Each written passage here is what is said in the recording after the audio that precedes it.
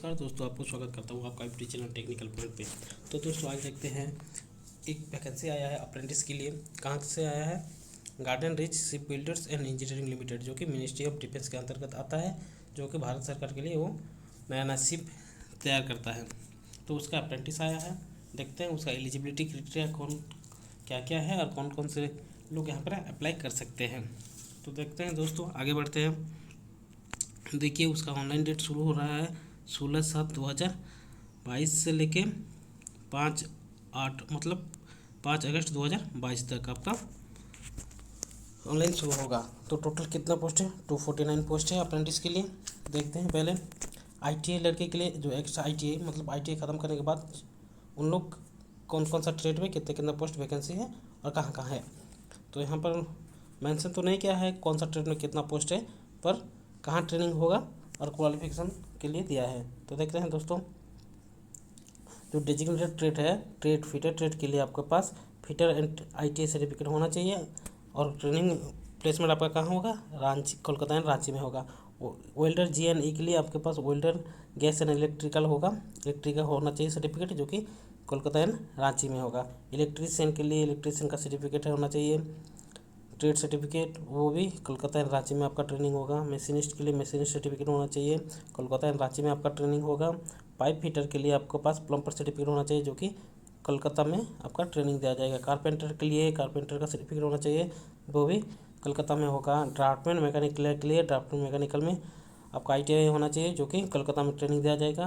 Programming and system administration assistant के लिए आपके पास कोपा आईटीआई होना चाहिए, जो कि कोलकाता में आपका ट्रेनिंग दिया जाएगा। इलेक्ट्रॉनिक मैकेनिक के लिए आपके पास इलेक्ट्रॉनिक मैकेनिक्स में आईटीआई होना चाहिए, जो कि कोलकाता में होगा।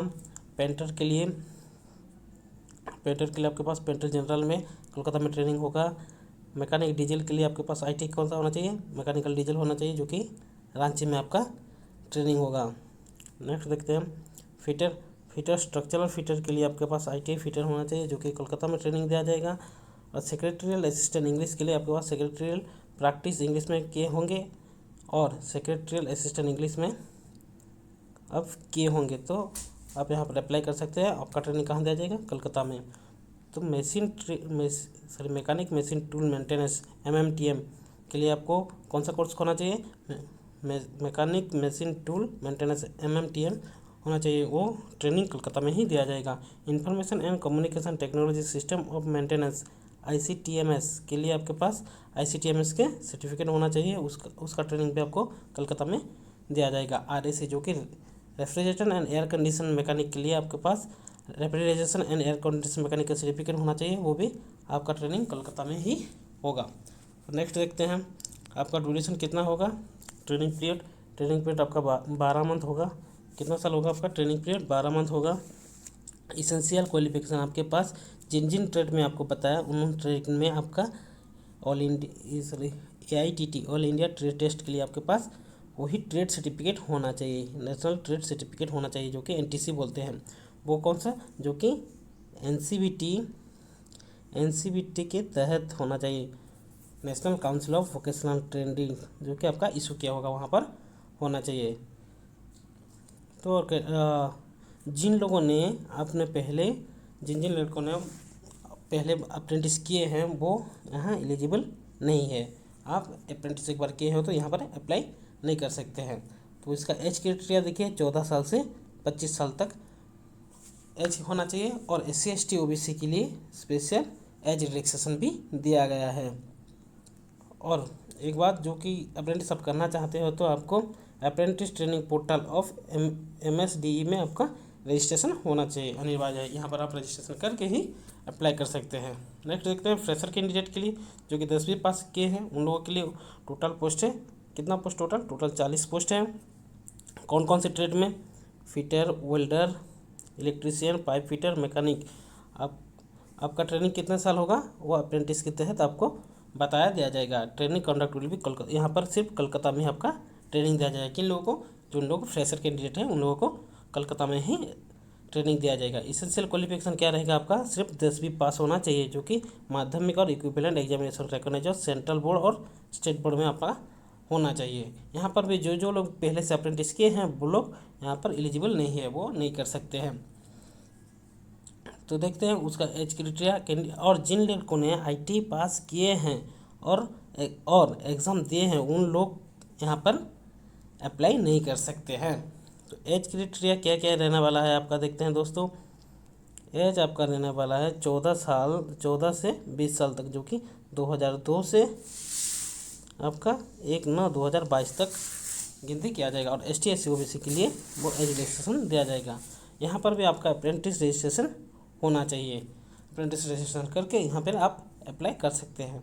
तो आगे देखते हैं ग्रेजुएट अप्रेंटिस के लिए कितना पोस्ट वैकेंसी आया है और कौन कौन से डिसिप्लिन से आया है। ग्रेजुएट अप्रेंटिस के लिए आपका 16 पोस्ट वैकेंसी आया है। तो देखते हैं यहाँ इंजीनियरिंग डिसिप्लिन इंजीनियरिंग बताया है और किस फील्ड में आपका होना दिया जाएगा। मैकेनिकल के लिए आपका पास mechanical engineering, mechanical and production engineering certificate होना चाहिए। इलेक्ट्रिकल के लिए आप electrical engineering, electrical and electronics engineering किए हैं तो आप अप्लाई कर सकते हैं। Computer science and information technology के लिए आपके पास कंप्यूटर साइंस और कंप्यूटर टेक्नोलॉजी और इंफॉर्मेशन टेक्नोलॉजी पास आपके पास डिग्री है तो आप अप्लाई कर सकते हैं। सिविल के लिए देखिए वैसे civil engineering, civil and structural engineering और स्ट्रक्चरल इंजीनियरिंग में आप इंजीनियरिंग किए हैं तो आप यहाँ पर अप्लाई कर सकते हैं। तो आगे बढ़ते हैं, देखते हैं इसका भी ट्रेनिंग पीरियड कितना साल होना चाहिए होगा। इसका भी ट्रेनिंग पीरियड आपका 12 मंथ होगा, मतलब 1 साल होगा। तो एप्लीकेशन शुड बी डिग्री आप जिस भी डिसिप्लिन में अप्लाई करना चाहते हैं उस डिसिप्लिन में आपका उस सब्जेक्ट व उस फील्ड में आपका क्वालिफिकेशन होना चाहिए। ओनली एबव मेंशन, तो ऊपर जितने भी मेंशन किए गए उन सब फील्ड में आपका कंसीडर किया जाएगा और अलग होगा तो आपका विल नॉट कंसीडर किया जाएगा।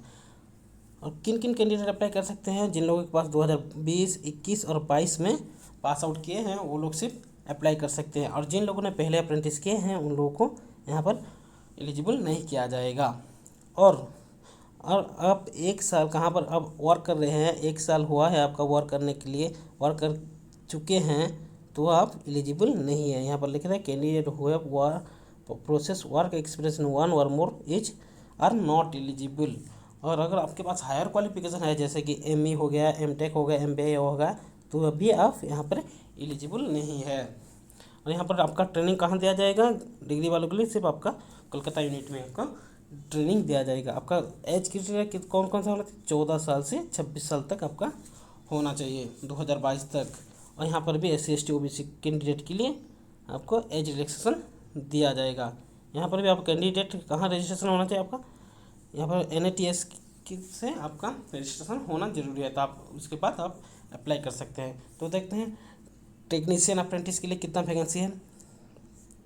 टेक्नीशियन अप्रेंटिस के लिए टोटल 30 पोस्ट वैकेंसी है, जो कि देखते हैं कौन कौन से डिसिप्लिन में इंजीनियरिंग किए होंगे तो डिप्लोमा एग्जामिनेशन कौन कौन सा पास किए होंगे वहाँ उसी तहत से आपका वैकेंसी है। मैकेनिकल के लिए देखिए आपको मैकेनिकल इंजीनियरिंग, मैकेनिकल और प्रोडक्शन इंजीनियरिंग में आप डिप्लोमा किए हैं तो आप अप्लाई कर सकते हैं। इलेक्ट्रिकल में electrical engineering, electrical and electronics engineering किए हैं तो आप अप्लाई कर सकते हैं। इलेक्ट्रॉनिक कम्युनिकेशन के लिए आप electronic and communication engineering and electronic communication में इंजीनियरिंग किए हैं तो आप अप्लाई कर सकते हैं।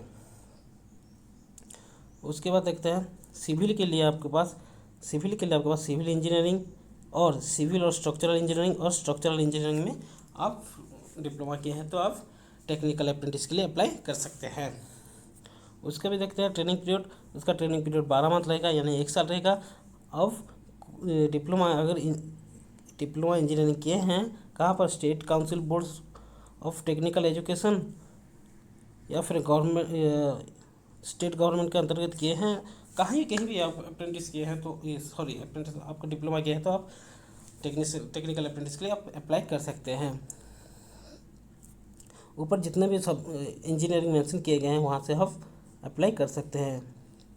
कैंडिडेट हुआ देखिए कौन कौन यहाँ पर अप्लाई कर सकते हैं, जिन लोगों ने डिप्लोमा पास किए, एग्जामिनेशन पास किए हैं जो 2020, 2021, 22 वो लोग ही यहाँ पर अप्लाई कर सकते हैं। और जिन लोगों ने पहले अप्रेंटिस किए हैं वो यहाँ पर अप्लाई नहीं कर सकते हैं।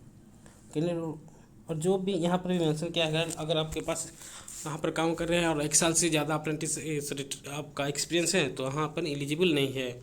और हायर क्वालिफिकेशन जैसे कि ME, M.Tech, MBA ये पर नॉट एलिजिबल, इनको एलिजिबल नहीं किया जाएगा। तो डिप्लोमा वालों के लिए ट्रेनिंग कहाँ कहाँ दिया जाएगा आपको? कलकत्ता और रांची दोनों जगह पर कहीं भी आपको ट्रेनिंग मिल सकता है।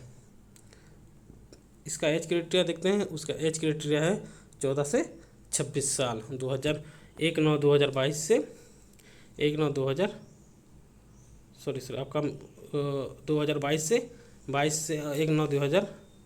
2000 नहीं सर 1996 के अंतर्गत आपका एज काउंट किया जाएगा। तो आपको कितना साल होना चाहिए?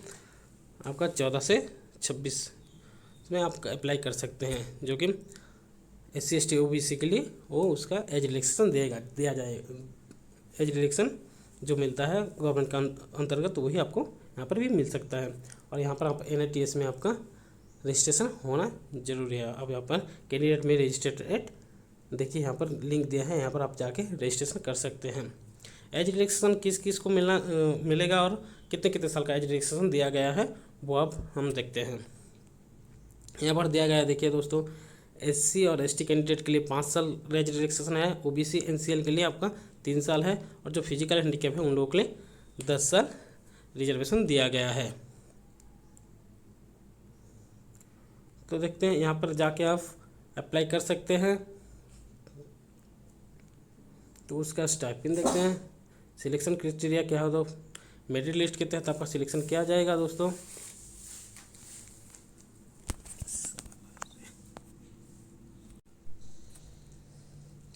तो अब देखते हैं आपका स्टाइपेंड कितना कितना रहने वाला है। स्टाइपेंड जो है आपका देखिए फ्रेशर कैंडिडेट के लिए जो कि कलकत्ता में दिया जाएगा उनका 2 साल रहेगा। पहले आपको 6000 मिलेगा, उसके बाद 6600 दिया जाएगा। और ITI कैंडिडेट के लिए कोलकाता रांची में होगा, जो कि 7000 से 7700 तक आपको मिलेगा। ग्रेजुएट अप्रेंटिस के लिए कोलकाता में ही रहेगा, जो कि 15000 होगा। और टेक्निशियन अप्रेंटिस के लिए कोलकाता रांची में पोस्ट किया जाएगा। कोलकाता वालों को आपको 10,000 दिया जाएगा और रांची वाले के लिए 9,000 दिया जाएगा। इतना ही आपका स्टाइपेंड रहेगा दोस्तों। तो दोस्तों आज के लिए इतना ही, फिर मिलेंगे एक नए वीडियो आने से आपका अपडेट जरूर करूँगा दोस्तों। तो ऐसे ही नए अपडेट पाने के लिए मेरे साथ जुड़े रहिए। चैनल को लाइक एंड सब्सक्राइब कीजिए।